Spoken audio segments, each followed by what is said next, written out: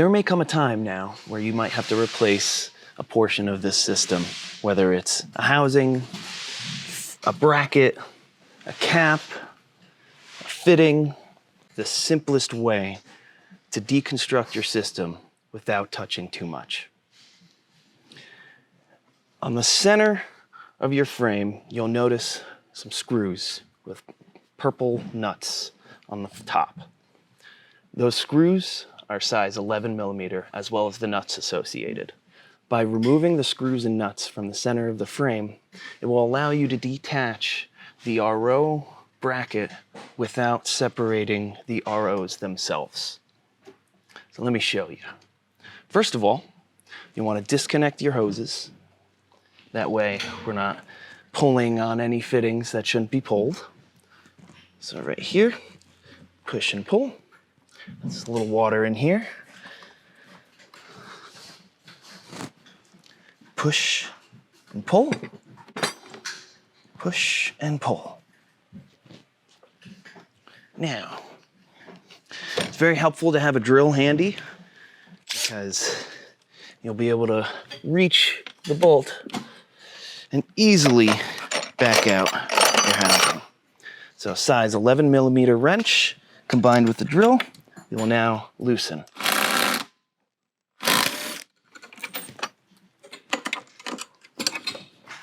Again. And now the bottom two.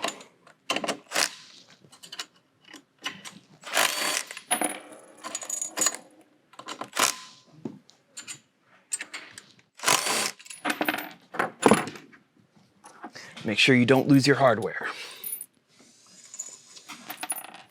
Now that both of the screws and nuts have been removed from each end of the brackets, you will now be able to lift your RO housing freely from the system.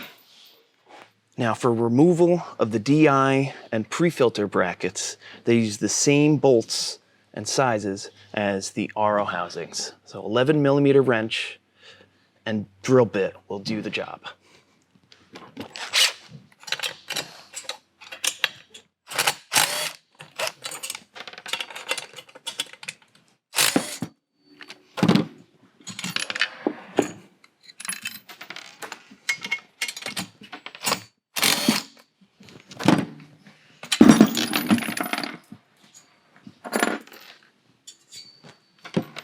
Now that both of the brackets are free, the system is now broken down into 3 different stages.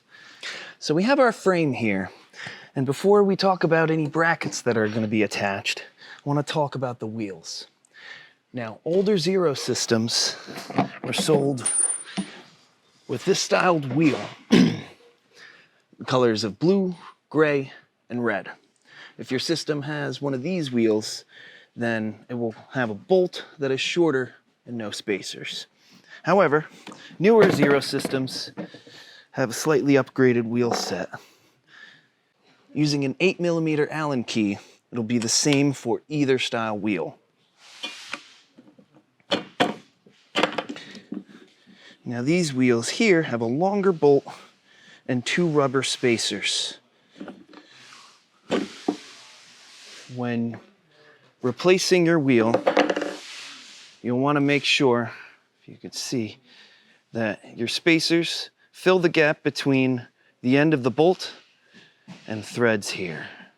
And then, to attach, simply line up the threads with the hole, give it a couple twists, and then snug it in nice and tight with an 8 millimeter Allen key. And now we're rolling. Now we're going to talk about the specifics of attaching brackets to your frame. So we're going to start with attaching the carbon filter bracket.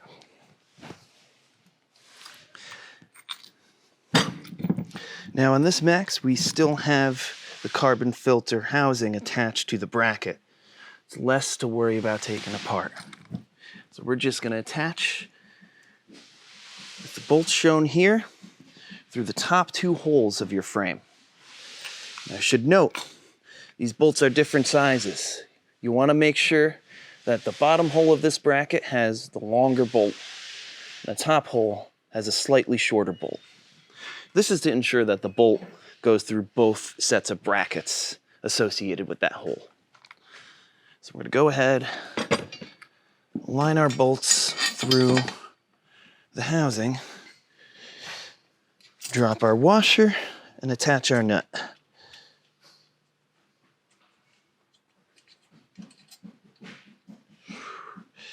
We're going to temporarily let this sit,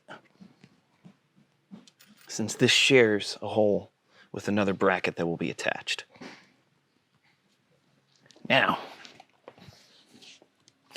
we'll get our DI housing. So the DI housing is already attached to the bracket. No need to detach at this point. And you'll notice that both of the bolts associated with this bracket are the same size. They are the shorter size. These two bolts will thread into the lower holes of the center section of your frame. Typically there are 3 holes on your frame. On older systems it may be different. But starting with the carbon filter housing, you'll know you'll have enough space to fit your DI housing in case you were to start backwards and not give yourself enough room for your housing. So I always recommend start with your pre-filter housing.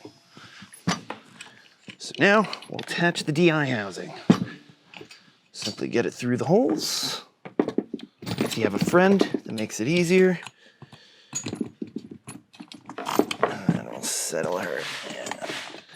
And then I recommend start with the top bolt. It's the only bolt that can fall out on its own. So now when I release, this bolt won't go anywhere. So now we'll just guide it through the hole.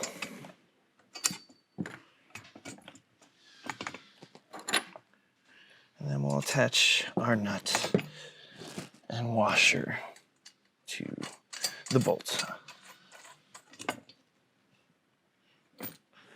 Next, we have our RO housings.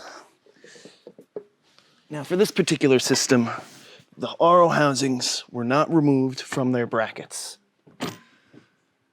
So we're just going to align these with the open holes of the frame as straight as possible. And now, take the rest of your hardware and attach the center hole between your pre-filter housing and your RO bracket is the longer bolt.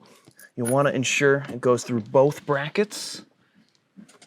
Apply your washer and nut and tighten as such.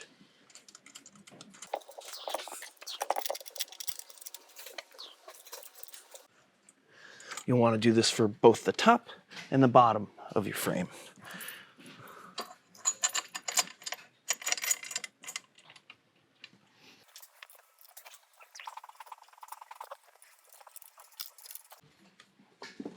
Okay. Now everything is just hand tight currently. You want to keep things hand tight while your hoses are disconnected. That way you're not fighting any extra tension that you might come across. So before tightening down your hardware, let's reattach the hoses. Simply push into the push fitting, as such. And for the max, you want to take your DI hose, go above the RO bracket, and into the center of the T-union. Now that our hoses are reattached, we will now tighten down the bolts to your system, and then you'll be ready to go.